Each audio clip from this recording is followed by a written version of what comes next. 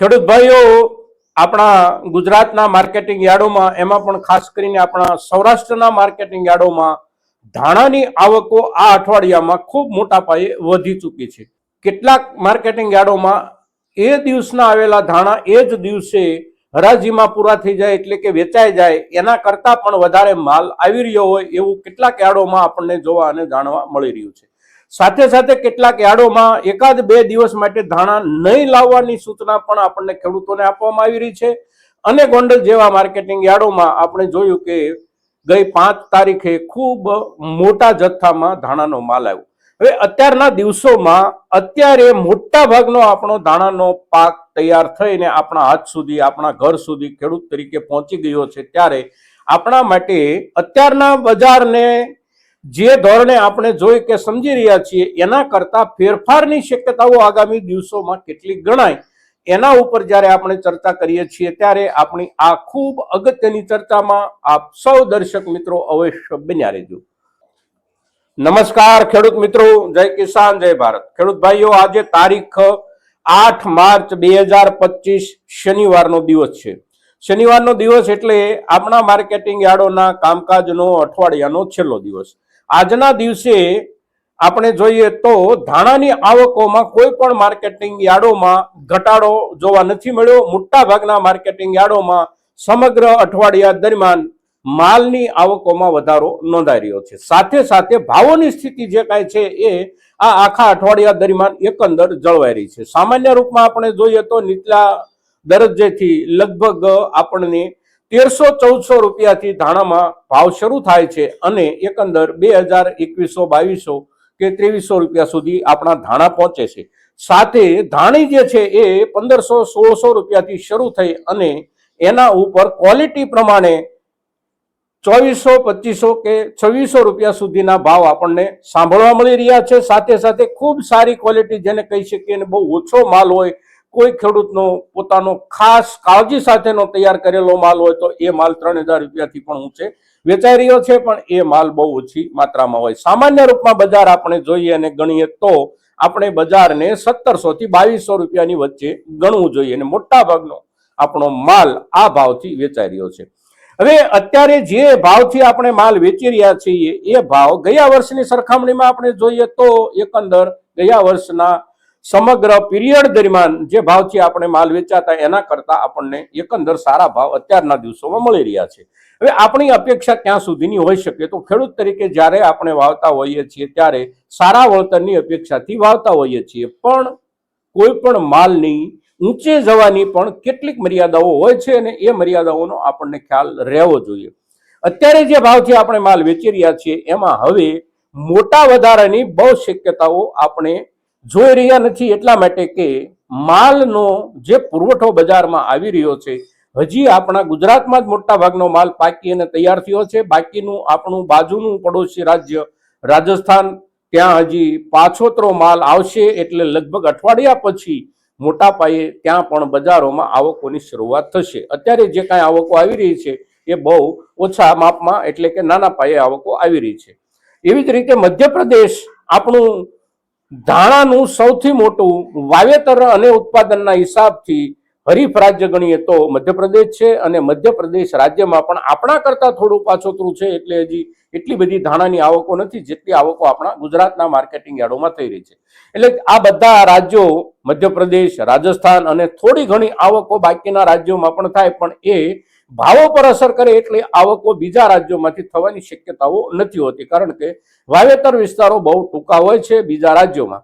આપણા 3 રાજ્યો હંમેશા ધાણામાં લગભગ ભારતના કુલ ઉત્પાદનમાંથી 90% જેટલો માલ ઉત્પન્ન કરે છે.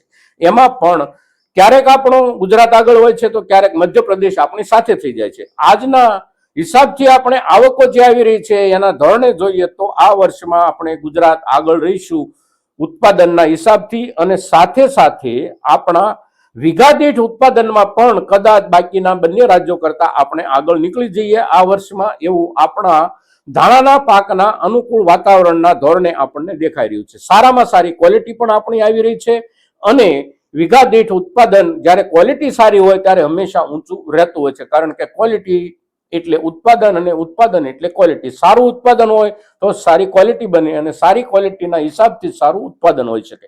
તો આપણા અત્યારના દિવસોમાં ધાણાના બજારમાં જે રીતે માલનો જથ્થો આપણા ગુજરાતમાં આવી રહ્યો છે, એ 5 તારીખના હિસાબથી આપણે જોઈએ તો સૌથી મોટો માલ 5 તારીખે આપણા ગુજરાતના તમામ માર્કેટિંગ યાર્ડોમાં મળી અને લગભગ 2.5 લાખથી 3 લાખ બોરી જેટલો માલ આવ્યો છે આપણા ગુજરાતમાં.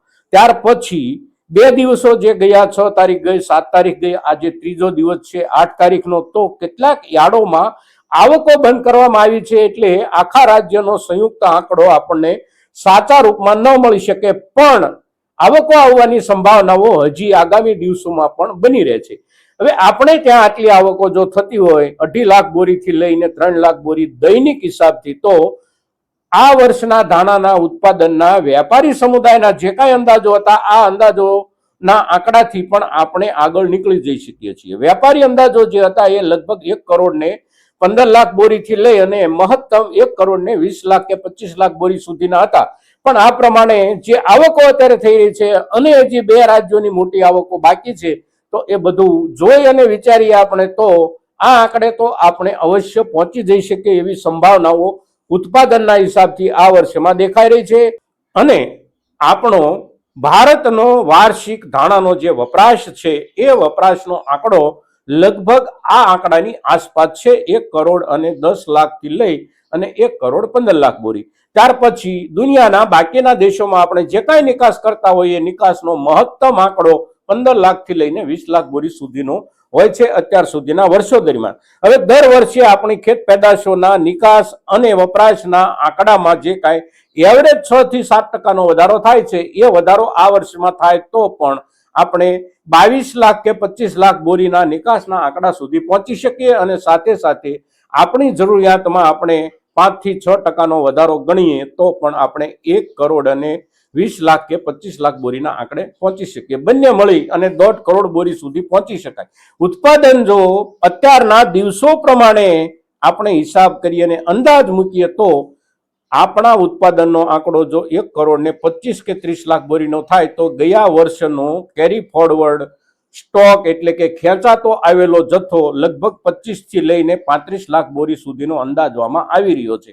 એટલે બહુ મોટો બજારમાં ઘટના ધોરણે ભાવમાં વધારો થવાની શક્યતા નથી દેખાઈ રહી. હવે વધ અને ઘટ એ આપણા સ્થાનિક બજારો અને વિદેશના આપણા અત્યાર સુધીના વેપારો જે કાંઈ થયા છે, એના આધારે આપણે પુરવઠો અને માંગ આ બંનેનો હિસાબ કરીએ તો આ પ્રમાણે સહજ રૂપમાં હિસાબ મળે છે. પણ દુનિયાના બાકીના દેશોમાં આપણે જ્યારે ધાણાની નિકાસ કરીએ છીએ, ત્યારે બાકીના દેશોમાં બીજા દેશોમાંથી આવતા માલના પુરવઠા પર કોઈ વિસ્તારમાં નકારાત્મક અસર હોય ઉત્પાદન પર, અને પુરવઠો ઘટે તો એ ઘટેલા પુરવઠાની અસર આપણા માલ ઉપર થઈ શકે. આપણો માલ જે કંઈ જતો હોય એના કરતાં વધારે પ્રમાણમાં જવાની શક્યતાઓ બને, અને વધારે પ્રમાણમાં માલ જવાની શક્યતાઓ બને તો ભાવમાં સુધારાની શક્યતા બને. પણ એ આકસ્મિક કારણો ક્યાંયથી પેદા થાય તો જ આપણને ખૂબ મોટો ભાવ વધારો મળવાની શક્યતા છે.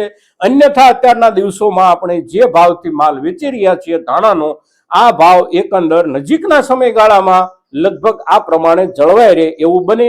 સિવાય કે ખૂબ મોટા પ્રમાણમાં બાકીના રાજ્યોમાં જથ્થાની આવકો શરૂ થાય અને ભાવમાં આવકોના દબાણના કારણે સામાન્ય ઘટાડો આપણને જોવા મળે. 100 રૂપિયા, 150 રૂપિયા કે 200 રૂપિયા વધારો જોવા મળે તો પણ લગભગ આની નજીકમાં જ આપણને જોવા મળશે. એનાથી બહુ મોટો સુધારો કે બહુ મોટો ઘટાડો આ વર્ષમાં અત્યારના દિવસોમાં ધાણાના પાકમાં જોવા મળી શકે તેમ નથી. સિવાય કે 2 શક્યતાઓ: એક, આંતરરાષ્ટ્રીય બજારમાં બાકીના દેશોનું ઉત્પાદન જે કંઈ આવતું હોય એના ઉપર કોઈ વિપરીત અસર થાય, અને બીજું કે ગયા વર્ષે લસણના પાકમાં 10મા અને 11મા મહિના દરમિયાન જે સટ્ટાઓ ખેલાયા, એ સટ્ટો ખેલાય અને સટ્ટાના ધોરણે ભાવમાં વૃદ્ધિ બને તો એક જુદી વાત છે. પણ આપણે ખેડૂતો છીએ, આપણે સટ્ટાના ભાવની અપેક્ષામાં રહ્યા વિના બજારના ભાવના ધોરણે આપણો નિર્ણય કરીએ, અને બજારના ભાવના ધોરણે આપણે જો નિર્ણય કરવા માંગતા હોઈએ તો અત્યારના દિવસોમાં આપણી પાસે પાકીને આવેલા માલમાંથી